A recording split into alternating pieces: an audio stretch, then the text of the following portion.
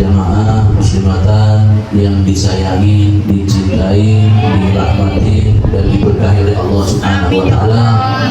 Terkhusus kepada tuan rumah kita yaitu Ustadz Medi beserta istri beliau Maria, Ibu Maria beserta putra putrinya. Semoga Allah jadikan keluarga ini jadi keluarga yang bahagia dunia akhirat, dikabulkan hajat-hajat, dimudahkan apa yang menjadi pekerjaannya, kemudian dijadikan anak-anaknya soleh-solehah, serta kemudian yang berbahagia Ananda Muhammad Rehan yang pada hari ini bertambah usianya. Semoga insya Allah dijadikan menjadi anak yang soleh, anak yang birrul walidain, anak yang sampai dan kabul cita-citanya, bisa membahagiakan dan menyenangkan kedua orang tuanya baik di dunia maupun di akhirat.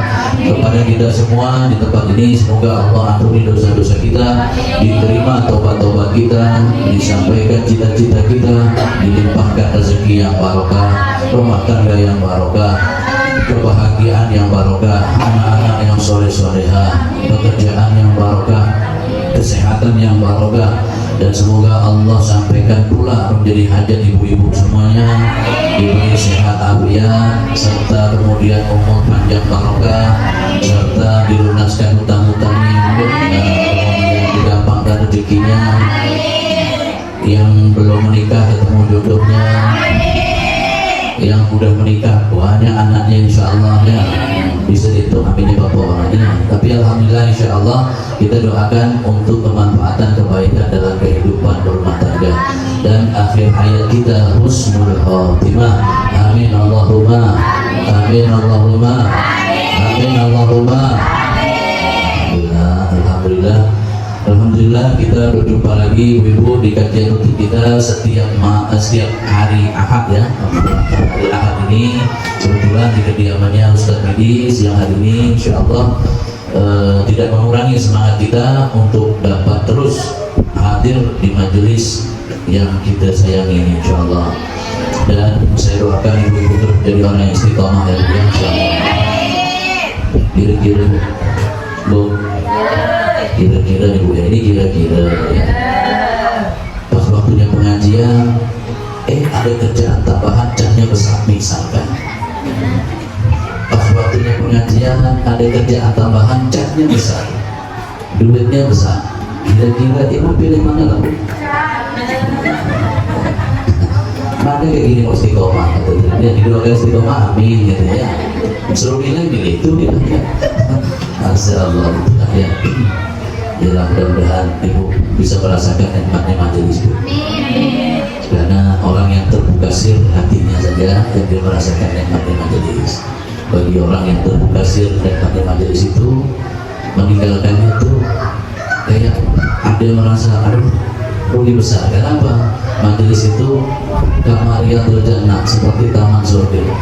Maka orang yang mereka tidak mendatangi majelis itu ya dia seperti tidak mendatangi taman surga. Tapi insya Allah saya doakan ibu-ibu sehat terus ya. Alhamdulillah yang penting sehat dan selalu tersenyum Bu ya, walaupun kayak apapun, suka duka, susah payah, nah tetap ibu harus tersenyum, betul Bu? Nah, yang penting jangan tersenyum sendiri ibu ya. Nah, kalau ibu udah duduk di teras rumah sendiri senyum-senyum aduh bahaya ya. Tapi kalau masih senyumnya taraf normal, alhamdulillah ada apa-apa Bu. Nah, alhamdulillah kita lanjut lagi di fikih, kajian fikih wanita kita, kajian fikih muslimah kita. Kita masuk di bagian perkara-perkara yang membatalkan wudu ya. Perkara-perkara yang membatalkan wudu ya. Bagi ibu yang mau nyatat silakan, yang simpan di memori silakan. Kalau memorinya penuh diinstal ulang, mudah-mudahan tidak hilang diinstal itu ya. Dan alhamdulillah perkara-perkara yang membatalkan wudu. Yang pertama, tidak rusak wudu seorang wanita yang istihadah ya, tidak rusak wudu seorang wanita yang istihadah. Maksudnya tidak rusak ini tidak batal wudunya ya, dengan syarat yaitu yang pertama, dia berwudu karena udzur, ya. Dia berwudu karena udzur yang ada pada diri dia, kecuali hadas seperti mengeluarkan angin dari dubur alias kentut, bukan? Nah, ibu pernah dikasih bahasa itu dan ngerti nanti.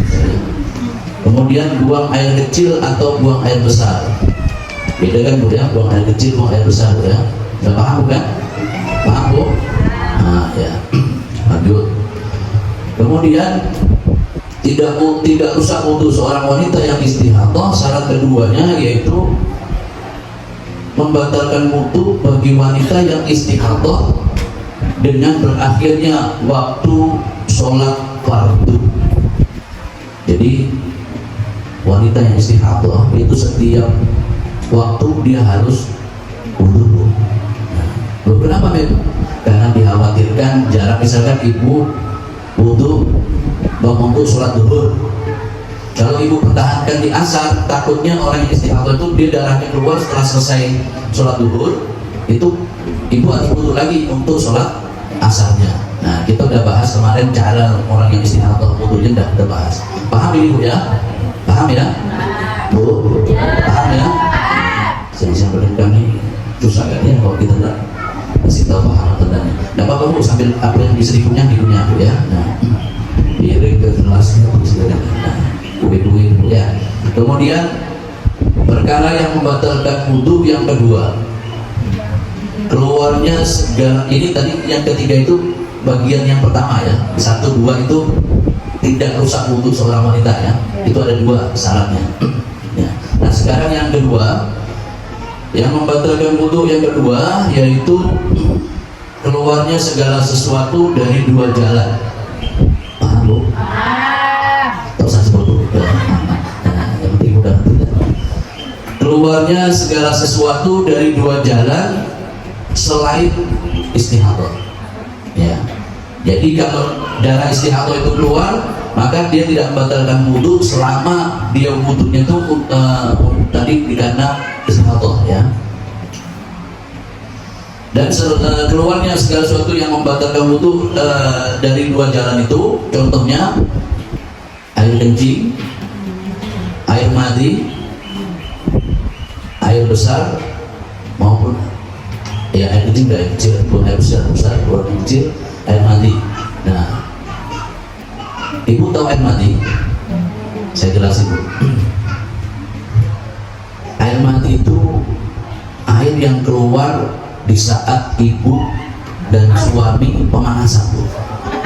Maaf ya. Saat ibu sama suami ibu pemanasan, suami maupun istri dia keluar air itu dulu. Nah air mandi ini dia dihukumin membatalkan wudu, tapi tidak dihukumin untuk mandi besar. Saya bilang ya, air mandi ini dihukum orang yang keluar air mandi membatalkan wudunya,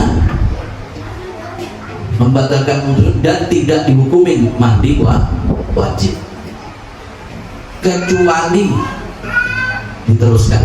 Tahu diteruskan? Dilajak gitu. Nah, ya dilajak, itu kenapa dia? Nah, air mandi. Jangan ibu tanya sama kita kayak apa air mandi itu bebek gitu. Nah ya, itu ibu paham sendiri, sudah paham. Nanti ibu tanya laki bu, seorang laki-laki juga gitu bu, dia juga hal seperti itu ya. Nah, sehingga selain darah istihadah dari tersebut, dia tidak membatalkan wudu, dan yang membatalkan wudu tadi tersebut air kencing, air mandi, buang air besar. Buang air besar itu ibu BAB. Apa bahasanya? Berak itu lah kalau susah. Oh, udah ngerti yang sepuh-sepuh. Ya, ibu buang air besar tadi tersebut.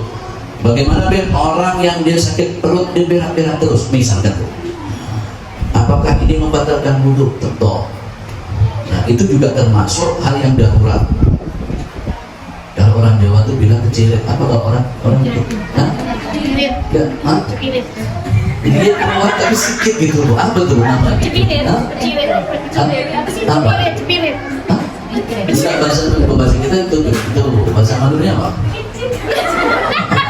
Apa sih itu?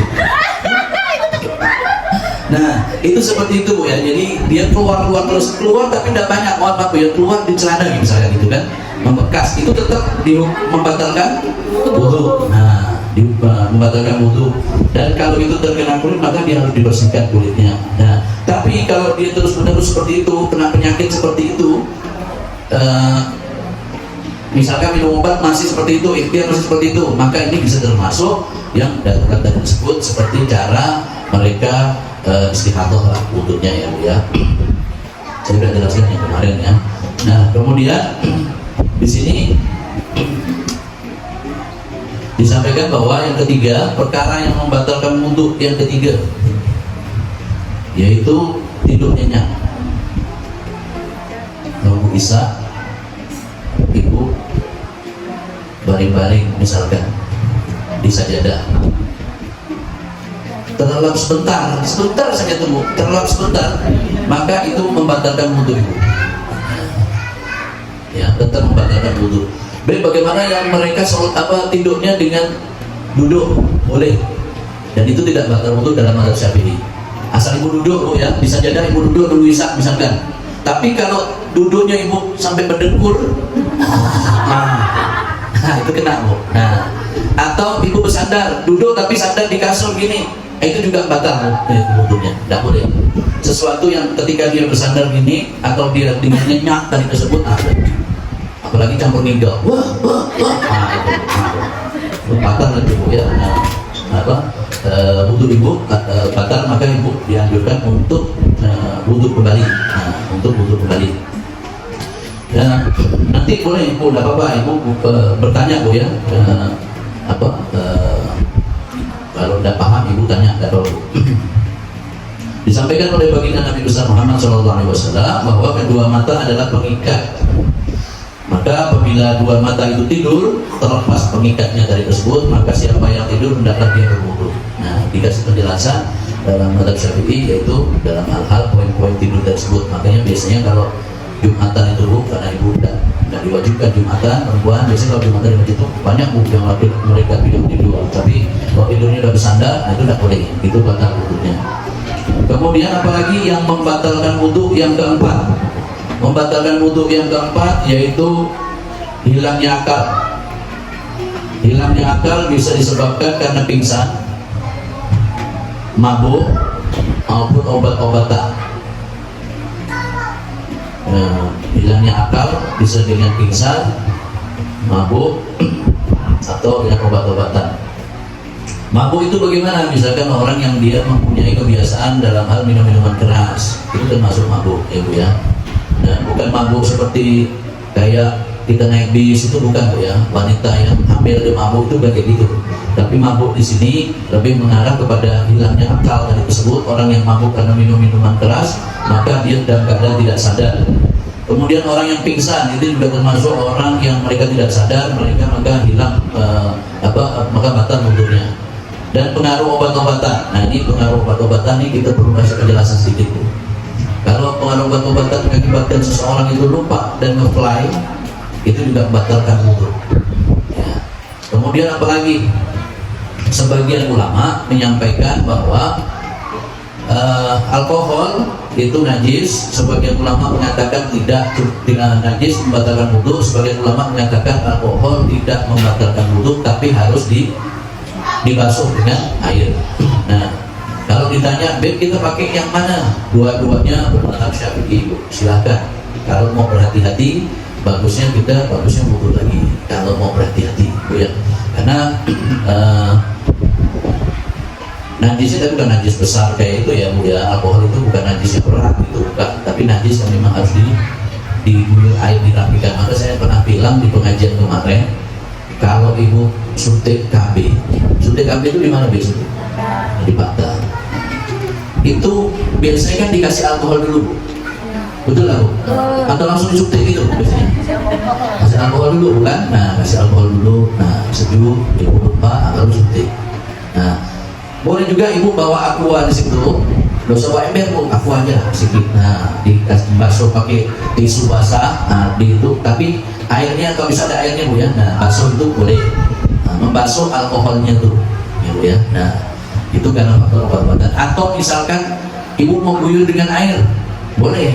Tapi kan masa di depan itu bukan guyur air lagi ya. Nah, karena ketika memabu ya, ibu nanti kalau ini memang ibu ngambil kesimpulannya bahwa ini barang najis, ibu menganggap ini barang najis, maka ketika ibu tidak basuh, maka kemudian memabu yang ibu pakai celana lagi, itu nanti celananya kena alkohol tadi ibu. Nah, sedangkan ibu lupa itu dipakai sholat lagi. Nah, jadi anjuran saya, saran saya lebih baik ibu pas kalau ada di sini yang suntik KB atau suntik apa ya pokoknya, kalau lagi yang nyuntik gimana? Itu nggak perlu. Ya, nah kalau suntik KB maksudnya suntik KB atau suntik apa ya, ibu kasih misalkan mau kapas atau tisu digosok itu ya. Nah, jika dilap itu dengan air dengan tisu tadi yang ada airnya. Nah, apalagi kemudian yang membatalkan wudu yaitu idza abda ahadukum illa farjihi, apabila seorang dari kalian menyentuh kemaluannya itu batal. Ibu udah wudu, udah mandi besar misalkan, ibu udah mandi besar, mandi wajib, mandi besar, habis itu ibu wudu, ketika ibu berhanduk ternyata tangan ibu mengaku ya tersenggol kemaluan ibu. Nah, itu membatalkan wudu bu, ibu harus wudu lagi.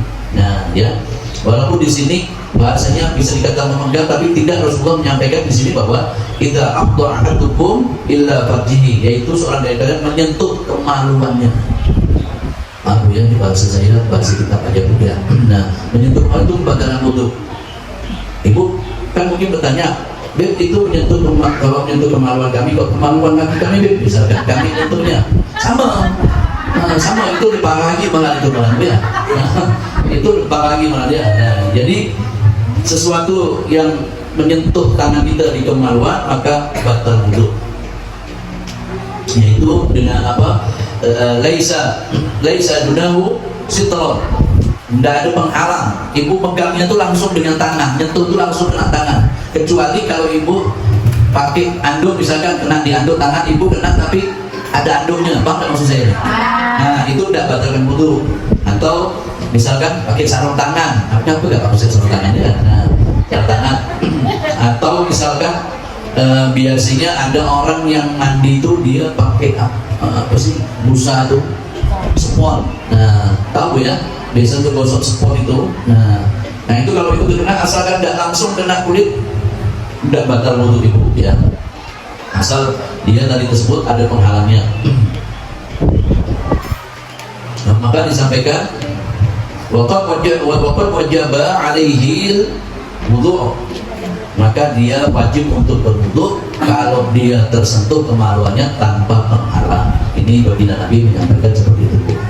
Nah, ini 5 ini adalah bagian daripada gugurnya atau perkara-perkara yang membatalkan wudu. Berikut hal-hal yang menjadi juga termasuk membatalkan wudu dan tidak membatalkan wudu menurut beberapa mazhab. Berjabat tangan laki-laki dan perempuan, seorang suami kepada istrinya. Nah, maka di sini Imam Bukhari dan Imam Muslim meriwayatkan dari Aisyah, beliau berkata bahwa suatu ketika aku tidur bersama Rasulullah, sedangkan kedua kakiku berada pada arah kiblat, berada di arah kiblat.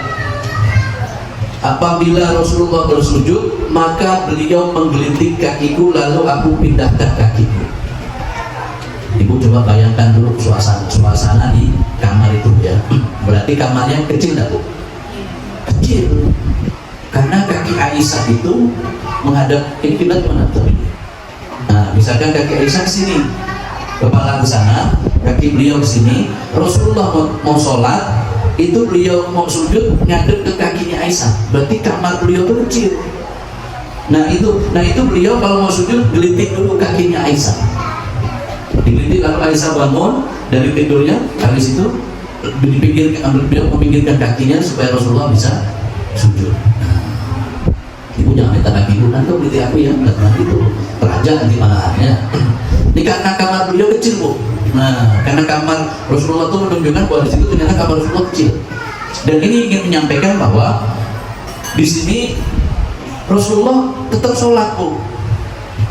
Beliau tidak membatalkan, beliau tidak terbatalkan sholatnya. Kalau udah sholat tidak batal kan berarti wudunya tidak batal. Nah, nanti saya jelasin bu, tapi jangan ibu langsung ngambil pendapat sholat ya. Nah. Kemudian Imam Muslim meriwayatkan lagi dari riwayat yang lain, yaitu dari Aisyah. Beliau berkata, suatu malam aku kehilangan Rasulullah SAW, lalu aku mencarinya, kemudian aku meletakkan tanganku pada kedua telapak kaki beliau, sedangkan beliau dalam masjid, dan keduanya dalam masjid saat kaki beliau sudah berdiri tegak. Aisyah itu memegang kaki Rasulullah SAW. Nah, cari ketemu ternyata Rasulullah dan masjid, karena rumah antara Aisyah sama masjid, kamar Aisyah sama masjid itu dekat. Jadi dicari Rasulullah di situ. Rasulullah sedang sholat di situ, dipegang tangannya oleh Aisyah, dipegang kakinya oleh Aisyah. Rasulullah sedang berdiri, nah dipegang. Dan beliau meneruskan sholatnya hingga selesai. Nah kemudian ini saya cerita dulu, nanti baru kita pada kesimpulan. Di dalam riwayat yang lain Al-Bazzar meriwayatkan bahwa Aisyah pernah suatu ketika Rasulullah SAW mencium istrinya, yaitu Aisyah, sedangkan beliau dalam keadaan berpuasa. Ya, beliau menyampaikan bahwa sesungguhnya ciuman itu tidak merusak wudu dan tidak membatalkan puasa. Ini saya kasih itu dulu bu, jadi bu banyak ininya dulu ya. Sesungguhnya ciuman itu tidak merusak wudu dan tidak membatalkan puasa.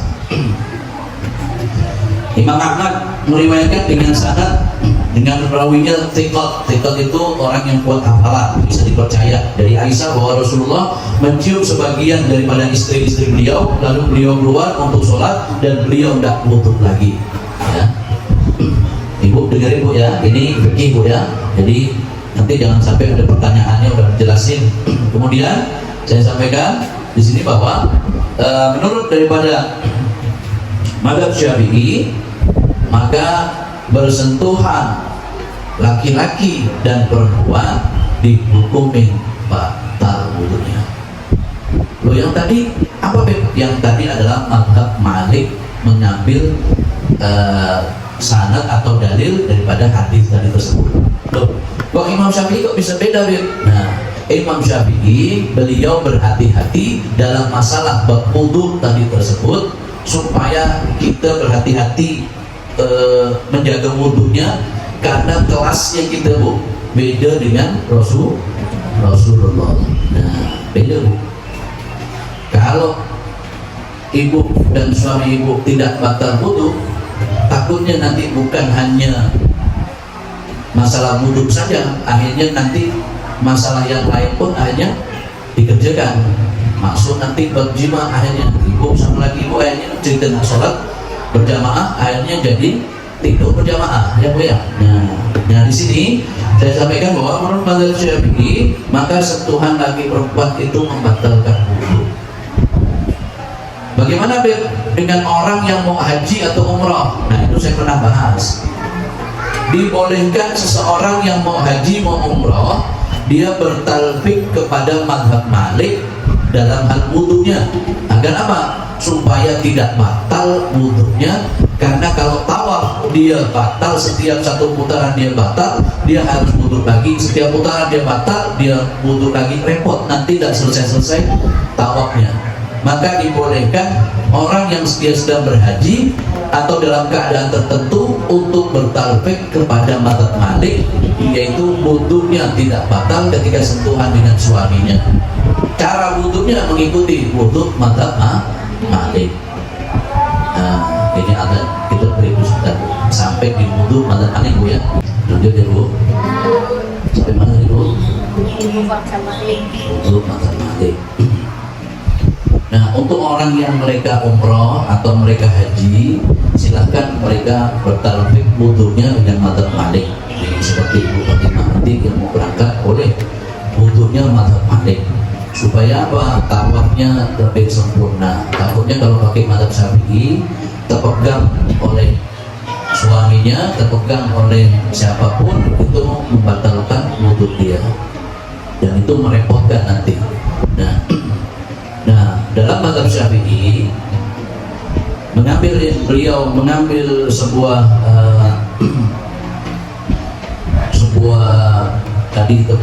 kalam beliau menyampaikan bahwa laki perempuan itu membatalkan wudhu dikarenakan untuk berhati-hati, ya, berhati-hati. Namun sebaliknya dalam bab mengenai masalah puasa, ya, mazhab Syafi'i mengikuti hadis ini. Seorang suami yang dia mencium istrinya, dia tak membatalkan puasanya, ya Bu ya. Yang penting tidak berkelanjutan. Tahu maksudnya Bu? Nah, tidak berkelanjutan. Selama itu masih taraf normal, tidak membatalkan puasanya. Nyiumnya tapi lama misalkan, tidak membatalkan puasa ibu dan puasa suami. Namun beberapa ulama tertentu di mazhab Syafi'i menggarisbawahi, memberi catatan. Ada ya Bu ya, tapi tidak ini ya, tidak jumhur, maksudnya tidak seluruh ulama, sebagian kecil saja. Kalau itu mengakibatkan syahwat naik, maka dikhawatirkan puasanya batal. Nah, tapi oleh para ulama yang lain, yang jumhur ulama menyampaikan tidak membatalkan puasa, ya, hanya membatalkan wudhu menurut mazhab Syafi'i, ya, menurut mazhab Syafi'i. Maka sentuhan laki dan perempuan dia membatalkan wudhu. Nanti ibu boleh tanya ya. Kemudian mazhab Malik dia tidak membatalkan wudhu. Makanya ibu jangan heran, ada kadang-kadang itu orang-orang tertentu yang mereka membazir para kiai-kiai kita yang beliau itu bersalaman dengan santrinya, bersalaman dengan murid-muridnya. Itu dikatakan wah ini kok gini. Nah, mungkin beliau bertalfik kepada mazhab Malik. Nah, atau kemudian untuk dihormat, untuk menghormati orang yang ingin bersalaman dengannya, ya. Jadi kemudian kalau dikatakan kok tidak ada satupun yang para ulama kita yang beliau itu bersalaman dengan dengan perempuan lain. Rasulullah memberikan contoh ini dan kemudian mazhab Malik menyampaikan ini, berarti untuk kemanfaatan, kebaikan dan menambah rasa cinta seseorang kepada orang yang dicintai oleh Allah. Guru kami itu Bu Abu Maulana Abdul Fikir Yahya, beliau tamunya laki perempuan, tua muda, semua salaman sama beliau. Apalagi udah kliwonan, Jumat Kliwon, waduh Masya Allah, itu ratusan ribu, kalau yang datang itu puluhan ribu atau bahkan ratusan ribu. Selesai itu semuanya pengen salaman semuanya. Dan beliau memberikan salaman. Ada yang memakai, dulu ulama kita ada yang memakai sarung tangan, ada yang tidak. Nah, namun saya ingin mengajak kepada ibu-ibu berpikir dewasa untuk kita berprasangka baik kepada guru-guru kita. Jangan sampai kita malahan terlibat dalam hal prasangka guru kita. Kita niatin bahwa ini untuk prasangka baik kita. Nah, kemudian disampaikan bahwa dalam mazhab Syafi'i tadi tersebut, persentuhan laki perempuan tadi tersebut dia membatalkan wudhu. Mazhab Malik tidak. Kemudian apalagi yang termasuk yang bisa membatalkan wudhu, perkara yang membatalkan wudhu, yaitu pemakaian cat kuku yang tidak tembus di kulit kuku kita, misalkan kutek Ibu pakai kutek tapi kuteknya tuh anti air, nah itu tidak boleh Bu, kecuali ibu sedang haid atau nifas.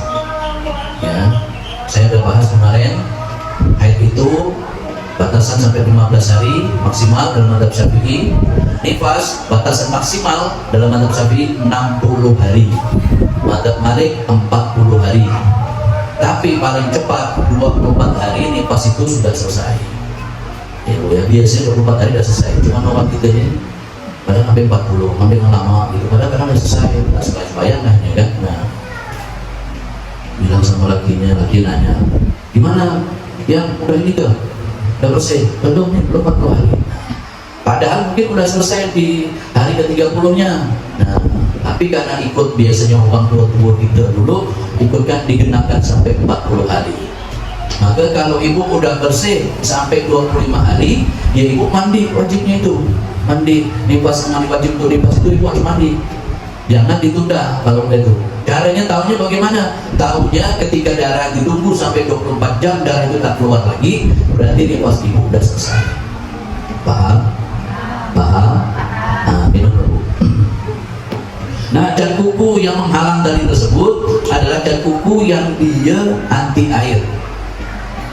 Kalau dipakai oleh wanita yang dia tidak haid atau tidak nifas, maka yang anti air tersebut dihukumin wudunya tidak sah, mandi wajibnya tidak sah, dia sholat lagi habis itu sholatnya tidak sah. Dalam masalah fikih, masalah diterima atau tidak urusan Allah.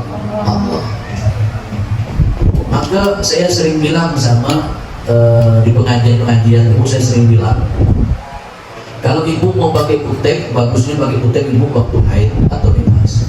Kalau ibu tidak pakai kutek itu lebih bagus. Ibu bisa pakai kayak apa tuh yang, nah, inai. Inai tahu Bu? Nah, apa namanya inai itu apa biasanya? Nah, pacar, kayak pacar gitu. Nah, ada warna, sekarang ada warna oranye, warna hitam, kan ada macam-macam dia. Tapi jarang kok biasanya hitam tuh. Bangun di sini lah gitu ya. Kalau di Arab sana dia warnanya ya, nah warna itu lah tuh, warna oranye atau merah, biasa gitulah. Warna hitam itu banyak yang membuat hitam kan. Nah, kemudian mengusap kepala pada kerudung bagi mereka yang memakai burgok. Tahu burgok? Burgok itu seperti cadar, tapi hanya kelihatan matanya saja. Itu burgok yang tertutup, mudah mata saja kelihatan. Habis itu ditutup lagi sama kain yang lebih halus, jadi masih bisa lihat. Bukan kemudian ibu nak pakai cadar ditutup lagi pakai kain yang lebih tebal, nabrak gitu.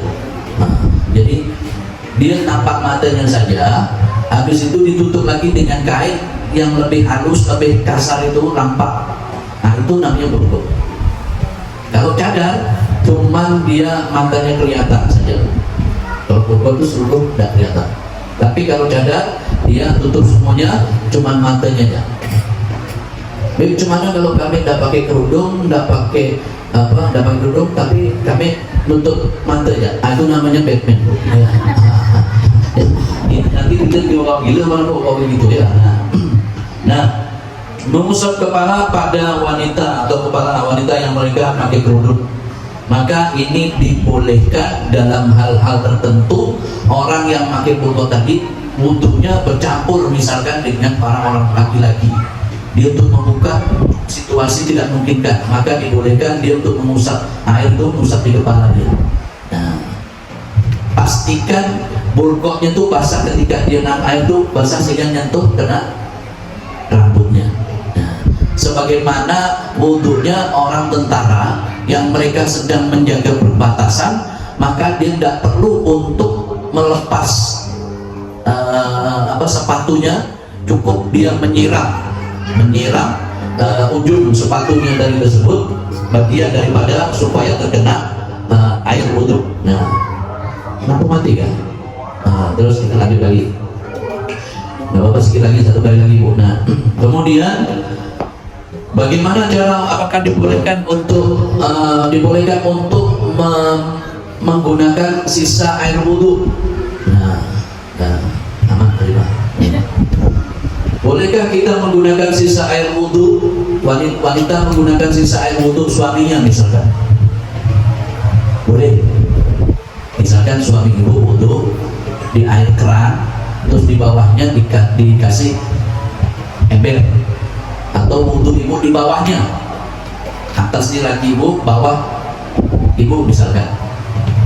Bisa tuh wudhu, tergantung ibu lah, bisa wudhu rendah di situ ya, udah berdua gitu ya. Nah, kasih ember misalkan di bawah, terus ibu mau pakai air wudhu itu, maka dibolehkan selama misalkan suami ibu wudhu, kumur-kumurnya udah dibuang di situ. Nah, misalkan wudhu kan ada kumur-kumurnya, betul nggak bu? Nah, buang ke bawah, nah, itu nggak boleh bu. Nah, terus nganukan ke hidung, karena orang yang wudhu anjurannya itu adalah menghirup air. Ibu kan selama ini mungkin kalau wudhu cuma bersihkan hidungnya, padahal sebenarnya sunnahnya menghirup hidung. Oke, itu ini memang untuk bersihkan, habis itu dibuang, gituin, dibuang seperti itu. Nah, kalau kemudian suami ibu pakai wudhu, kemudian itu ada ingus segala macam, jangan dipakai. Ngambang ya udah tegangan, nggak usah dipakai ya. Nah, itu nggak boleh, itu berarti tidak bersih lagi. Nah, selama kemudian dia itu hanya dia tahu misalkan ini buang ingusnya di tempat lain, kumur-kumur dibuang tempat lain, kemudian untuk ngorek tutupnya dia buang juga di tempat lain, maka air itu boleh digunakan oleh istrinya untuk wudhu ya, dibolehkan. Nah, Ibnu Abbas meriwayatkan bahwa suatu ketika beliau berkata, sebagian istri daripada baginda Nabi besar Muhammad SAW, beliau mandi janabah dalam satu bejana, dalam satu tempat, satu ember. Kalau satu bejana itu istilahnya satu ember. Kalau ada ember yang besar, ibu boleh beli bu, mandi sama-sama lagi bu ya. Nah, buat anak saya itu cipet, nah itu beda kecil namanya tuh ya. Nah, yang satu, dan kemudian Rasulullah datang berwudu sisa air itu dan mandi ya. Istrinya berkata, ya Rasulullah, sesungguhnya aku junub, maksudnya tuh air itu bukan aku mandi junub ya Rasul gitu loh. Nah, Rasulullah bersabda, dia menyampaikan bahwa sesungguhnya air tidak dapat menyebabkan junub. Nah, tapi ini harus tadi itu keterangannya saya sampaikan pada kalian tadi itu, dia pada saat hal-hal yang sifatnya itu kotor tidak ada di situ. Kan kemarin kita jelasin kalau junub kita bersihkan tangan kanan kita dulu, kita bersihkan tangan, habis itu kita bersihkan tangan kiri, habis itu tangan kiri kita bersihkan kemaluan kita. Jangan kemudian habis air ibu mandi besar itu, ibu bersihkan ya, kemudian ibu hampir banyak di situ, lalu ibu bilang, betul aku di sini, bilang sama lakinya, apa dah ibu dah tuh ya.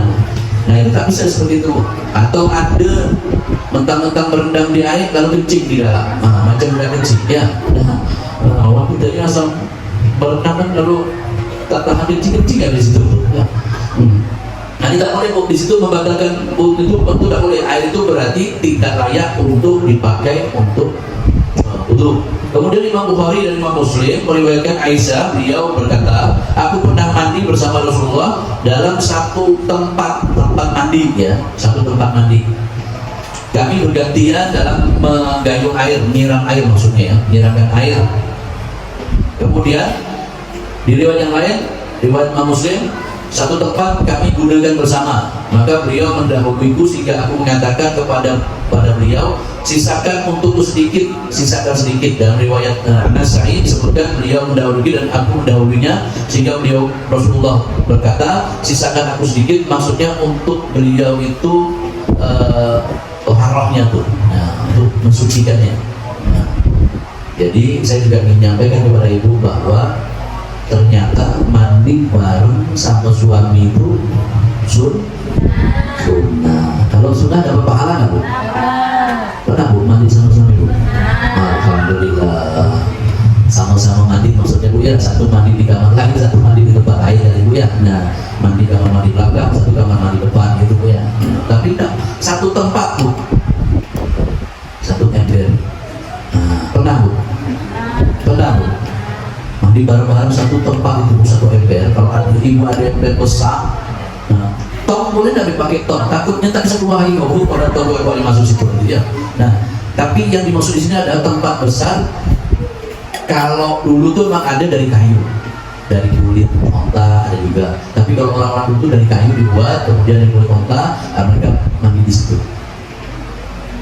Nah, kalau biasanya bathtub itu ada ya, tapi bathtub itu kita tidak semua rumah kita punya bathtub. Nah, ibu bisa pakai ember besar.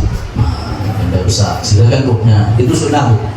Kami tidak ada ember besar, tidak ada pakai bathtub segala macam, boleh tidak kami itu berendam di bak mandi? Jangan. Kita ada tempat lain untuk berendam di bak mandi dulunya. Akhirnya kalau sibuk ngurasnya nanti malah enggak. Nah, tapi dibolehkan untuk menyirami yang tadi tersebut, mandi bersama di tempat tersebut, saling bergantian menyiram tadi tersebut. Nah, itu dibolehkan. Nah, ini yang dilakukan oleh Sayyidatina Aisyah ketika beliau saling menggayungkan air kepada suaminya, yaitu Rasulullah SAW.